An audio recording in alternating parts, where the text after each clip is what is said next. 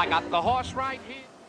Hello, racing fans, and welcome back to another edition of Handicappers Corner, brought to you by the Derby Bar and Grill. I'm Mike Heads, along with Drew Forster. We're going to go through the Sunday, July 17th races. We have 8 thrillers, 8 races filled. Yeah, good card. Starting at 150. Should be a great afternoon. Weather's supposed to be fantastic. 2 two-year-old races. Yep. Finally get to see the 2-year-olds going 6 furlongs, yeah. which is nice as we get, they're prepping towards BC Cup, as well as, of course, the Sadie and Jack Diamond Futurities, and then further on to the Fantasy and the Ascot Graduation. But the 2-year-olds are in action. Very interesting races as that race did split. So we get 2 nice fields going 6 furlongs, as you mentioned, and we will have to keep an eye out if there is a carryover. Yes, could be over 50. It'll be over 50. It'll be over 50 if we does carry over to Sundays. Mike mentioned there are 8 races on tap. A couple of 2-year-old races. We start off with the 2-year-old race. This is one of the 6 furlong races for 2-year-olds. Field of 8 here. The race split, yeah. I went to the 6 Kermode out of the Pat Jarvis barn. I thought 2 very good efforts. Comes out a very nice race. Only gets beat 3/4 of a length by a highly thought of 2-year-old here, Driller. Gave Driller all he could handle and only got beat 3/4 of a length. Had a head on him. Should stretch out. I like Kermode. I put Kelson in the 2nd spot. Another one that should stretch out. He's a half brother to Seawood O'Clair, last year's top 2-year-old filly here. Claimed last time by Troy Taylor off of Mike Anderson, and Troy's always done well over the years with his claims, and he's come back with some nice work. So I got Kelson in the 2nd spot, and I threw Rock Victor in the 3rd spot, 2-year-old son out of U-Rock Gal, who was a fast mare, and Greg Trace is always very dangerous with this 2-year-old. He's having a phenomenal year out in Edmonton, and his horses are running well here too. So I put him in the 3rd spot. I went 6, 4, and 3. I went to the 3 Rock Victor. I respect Greg Tracy. He gets horses ready. Yeah. He's an excellent conditioner of all horses, but I mean, he definitely is 2-year-olds very good at getting yeah. 2-year-olds ready. These horses are quite advanced.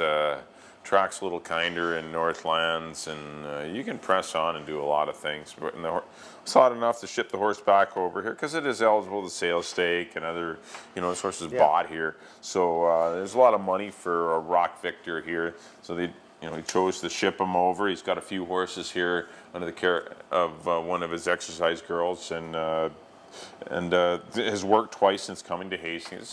Looks like a nice horse with a lot of upside. So I like Rock Victor to defeat the 1 Igor, who's a big, cumbersome-looking horse that I thought ran quite well, being 3rd. He's not a 3.5 furlong horse, but just run him, get some experience, and he done everything right. That's the thing when you get a big horse that doesn't get a shin and gives you every reason to keep going, you keep going with it. Yeah.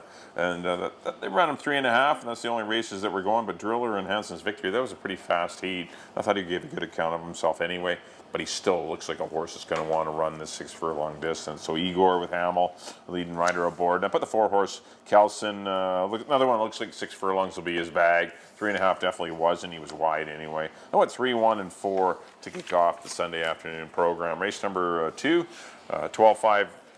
3 and up, Sierra Maidens going 6.5 furlongs. I went to the 7 Sunset Drive. A good runner-up effort, kind of an obvious pick. He was 2nd, had every shot to win, but couldn't do it. But I don't see anyone in here that's overly interesting that can beat him, so I put him on top of the 4 We Found Gold, who was making just his 2nd start of the season, and he might rebound a little. And the 6 Omega Victory on the class drop was my 3rd horse. I thought Omega Victory was interesting, battling on the head end with some better horses. Pfeiffer, he's down for 12-5 maybe, but he is back on short notice. I went 7, 4, and 6. 7 is the horse to beat in here, but you're not going to get much of a price on him. I went for a horse, the newcomer here, the 5 Stormy Team.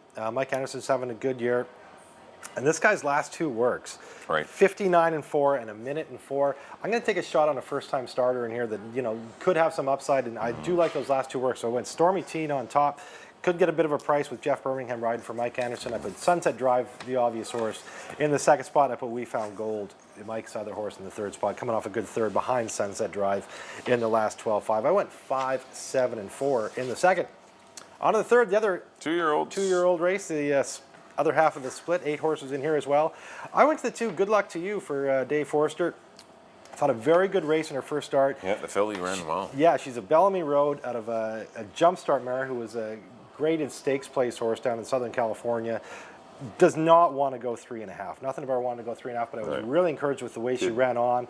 She's got a race under her belt. I'd really like her going 6 furlongs. I got her on top of the 1 Rememberly Softly. Out of the Troy Taylor barn, as I mentioned, his 2-year-olds are always dangerous. Was a little wide that last race, in a live race, that Driller Kermode race. Has a race under his belt, and he's got a nice work prepping for this too in 102 and 4. That was the best of the day back on the 12th of July. And I put Florist out of the Dino Condolinos barn, one with quite a few miles on him, good breeding. They paid a good price for him in the sale, her in the sale, a 2-year-old filly, and gets Antonio Reyes. Definitely one to keep an eye on in here as well. I went 2, 1, and 4. Yeah, I have the same 3 horses. I put Dino's horse Florist on top. A lot of the sons and daughters of High Cotton run well early. Yeah. He's a California sire that is, his horses have done quite well in Calbred races, at least in because he is a California sire. But a lot of the High Cottons are ready early. They run well. And Dino's great with his babies, and he does well with everything. But I mean, this horse looks like he's been prepped well and looks like could be very alive at first asking. I put the 1, Remember Me Softly, in for second. I thought it was a good first up effort behind Driller, and I put the 2, Good Luck to You. I agree with your dad's horse. This horse has had a nice 3.5 furlong educational run, and looks like the best is ahead of her. Like, she's a horse that wants to go 2 turns and even farther, so she's live in here as well. I think you need all 3 of them. I went 4, 1, and 2 in the second division of the maiden allowance 2-year-old race in race number 3. On to the 4th race, maiden $4,000 fillies and mares here, going 6.5. Another race that was split. The other half is late. I think maybe the last race on the card. Yeah. Races 4 and 8. But this race, I went to the who did I go here? I can't. 5. The 5.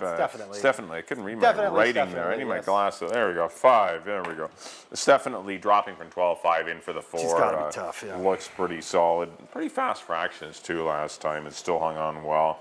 But the barn has been aggressive, and they're running horses where they belong, and that's why they're doing quite well. Mark Cloutier. And definitely looks pretty solid. The 6-horse Stormy Days. I thought 2 decent efforts, and if Definitely doesn't run on, then this is your next best horse, I think. But I think Definitely is the best horse in the race, and I put the 1 Ado in for third. It looks like the best of the rest, but I think it's 5 here, 6 here, and then the rest down here, and then the 1 was my 3rd horse. I went 5, 6. Yeah, I think it's 5, and then choose your horse. 5, I mean, 6, it's definitely looks like a standout in here. I got her on top. I put Catch Me If You Can't. Horse coming from Woodbine. Not unknown. Yep. Unknown, but it has speed. He's shown speed good. Good out at Woodbine on the 24th of April. She ran and led the whole way, just got a little tired late. It was only going 5 furlongs. Now she has to go 6.5. But that was for their maidens out there. It's tougher horses she's probably running into. So I give her a shot.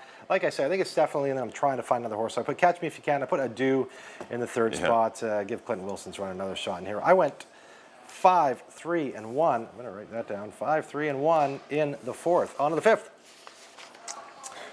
62.50 for older horses, 6.5 furlongs. Nice field of 8 in here. For me, it's between Fleming's Beach and Lauren 500. I went with Lauren 500. I thought a good effort last time. Was on the lead. I like it when he gets involved early. Those are his best races. That was a good race. Romero Saunders was a great race last time. I know maybe they didn't want to be on the lead, but he was out there battling hard. At least he got something out of it. He's been lollygagging in the back of the pack. And just, he still only got beat 3 lengths by for him. Prince Hotel, and now he drops him for 62.50. So I put Lauren 500 on top of Fleming's Beach. Just got caught late by Nana's Buddy last time at a good price of 7 to 1. He's my other horse in there. I put him in 2nd spot. And in the 3rd spot, I went to Franzer's Finest.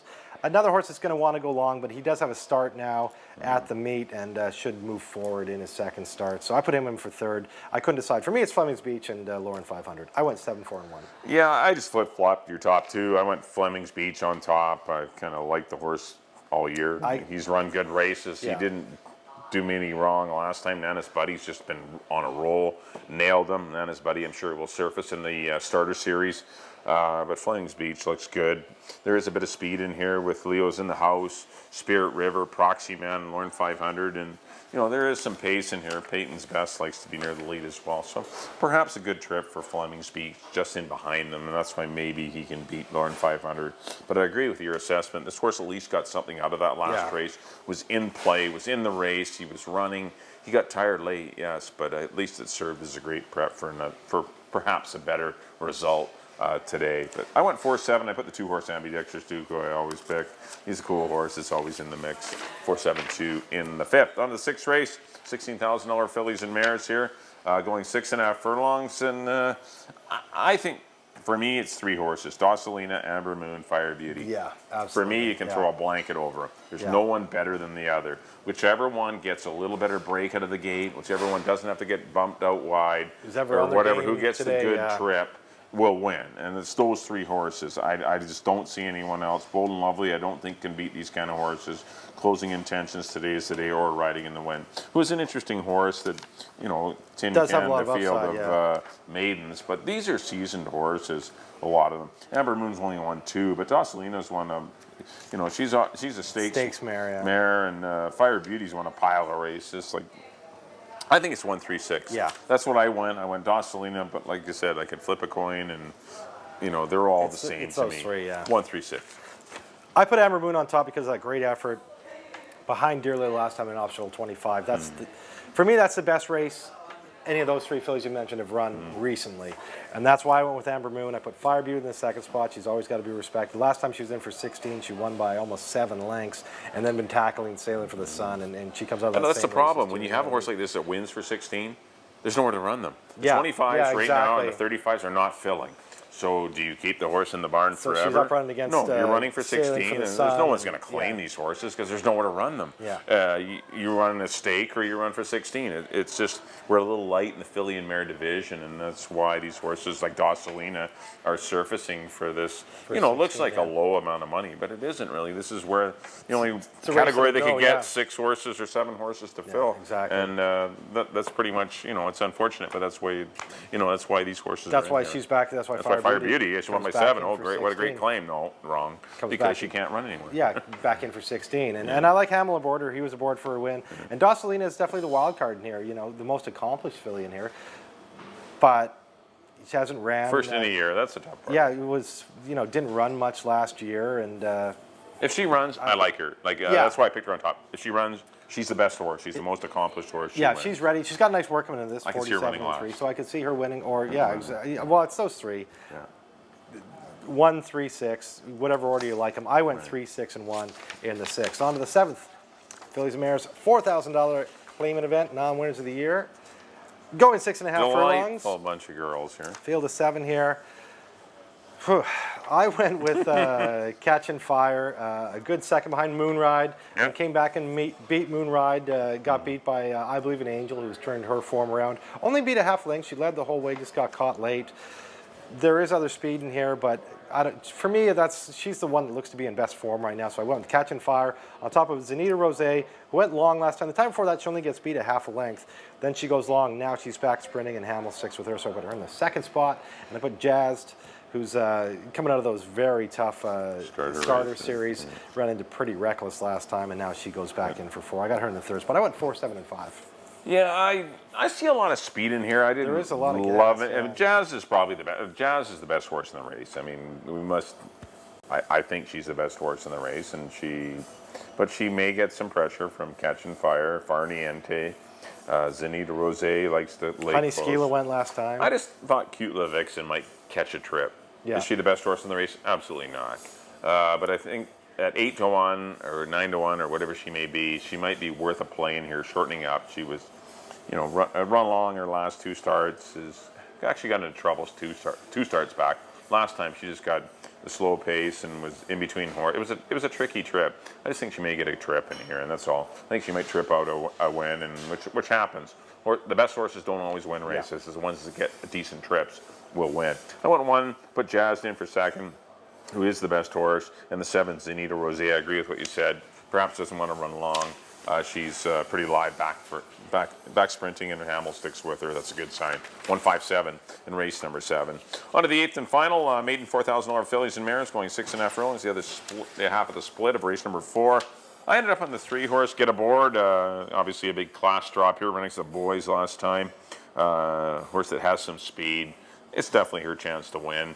So I like her to win. The 6 Street Connection, I thought was a pretty good effort, chasing a fast pace in her return to the races. It was a big layoff for her, so I thought that was encouraging. I put the 1 horse Whiskey Cat, a full sister to a Goldfire. It was a pretty nice horse for Barb and the Peels a few years back, but Whiskey Cat down here for 4.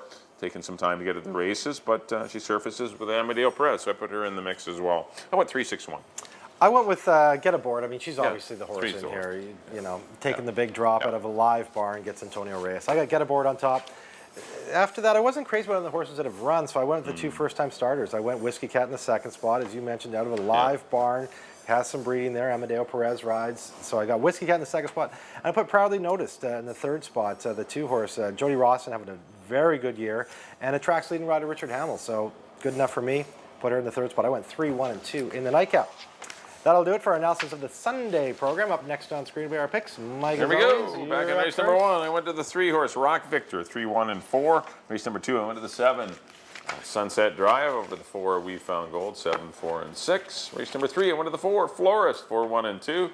Race number 4, the 5-horse, definitely on the class drop, like her, 5, 6, and 1. Race number 5, the 4, Fleming's Beach, but it was kind of 4 or 7 for me. I went 4, 7, and 2. Race number 6, I went to the 1, Dossalina, over the 3, Amber Moon, and the 6, Fire Beauty, but I think all 3 fillies have a big chance. Race number 7, I went to the 1, Cute Little Vixen, a bit of a shot here, over the favored number 5, Jazzed, and I put the 7-horse Zenita Roseanne for third. In the final, I went to the 3, Get Aboard, 3, 6, 1. Up next on screen will be my picks. There we go. In the first, I went to the 6, Kermode, over the 4 and the 3. In the second, I went to a first-time starter, number 5, Stormy Teen, over the 7 and the 4. In the third, I went to the 2, Good Luck to You, over the 1 and the 4. In the fourth, number 5, Stefinitely. My best bet of the day, I would say Stefinitely, over the 3 and the 1. In the fifth, I was with Mike here. Couldn't decide. I went with Lauren 500 over the 4, Fleming's Beach, and the 1, Francis Finest in the third spot. In the sixth, very nice filly race. I went to the 3, Amber Moon, over the 6, Fire Beauty, and the 1, Dossalina. I agree with Mike. All 3 are in play. In the seventh, I went to the 4, Catch and Fire, over the 7 and the 5. And in the nightcap, back to the Mark Cloutier barn, I went to the 3, Get Aboard, over the 1 and the 2. Well, once again, don't forget that big Sea to Sky Pick 6 carryover this weekend. Keep an eye on it. It's not a difficult, well, it's a difficult wager. You have to be the only winner, but still, it's not a costly wager. It's only 20-cent investment. You do need to, have 5 combinations. Yes, it's a $1 minimum wager, but still, it's a 20-cent wager. You can get a lot of coverage for not a lot Very of good money. bet, So And check it out. And these are wide open cards that, it's hittable. You could be the only, and it's it could be a $50,000 nice little day of the check. races, yeah. I know. We always like those days. So it should be a lot of fun. Once again, racing is at 150. Next week we do go to the Friday night. Yeah. Friday night, July 22nd. We're starting at 7 o'clock, and then it will be no live racing next Saturday. The following Saturday, and then it'll be Sunday, July 24th. So we're going Friday and Sunday next week. But our first Friday night card should be lots going on. I know Darren McDonald and his crew will have a great show for the live card on Friday night. So it's always a lot of fun. We will have the Starter Series races, the Champion Starter Series races will be on the Friday night. So lots of great horses. Should be a lot of entertainment. Always the Friday nights. Friday nights are always a good time. Yeah. Yes, they are. So that'll do it for this edition of Handicappers Corner. Thanks to Drew. We look forward to seeing everyone on the weekend. If you can't make it to the races, please do come on out here to the Derby Bar and Grill. We'll see you next time here on Handicappers Corner.